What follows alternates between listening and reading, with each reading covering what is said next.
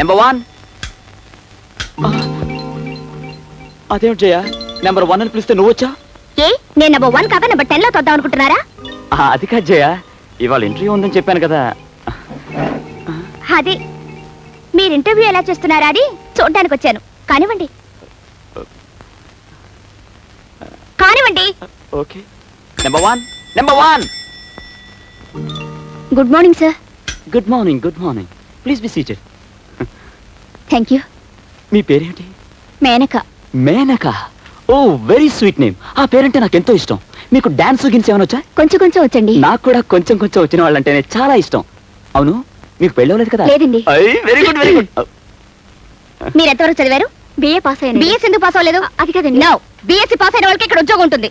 అలా అని మన అడ్వర్టైజ్మెంట్ లో వేయలేదు. వేయకపోయినా నేను చెప్తున్నానుగా, ఇక మీరు వెళ్ళొచ్చు.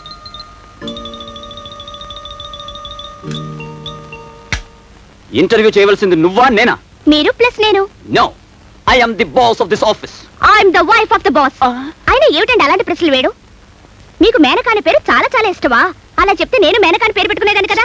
అదంతా గ్యాస్ చేయ, జోక్ చేశాను, సరదాగా జోక్ చేశాను. మీకు ఆ అమ్మాయితో జోక్ ఏమిటండి? ఇంకో ముఖ్యమైన పాయింట్, మీరు ఉద్యోగం ఇచ్చే ఆఫీసర్ కదా. అవును. మీరెందుకు అలా మిల్క్ తెరిపై భరతనాట్యం వాడతారు? టైట్ గా కూర్చొని సీరియస్ గా ప్రశ్నలు వేయచ్చుగా. టైట్ గా చాలా, మొహాన్ని కూడా టైట్ గా పెట్టండి. చాలా చాలు. నెంబర్ 2.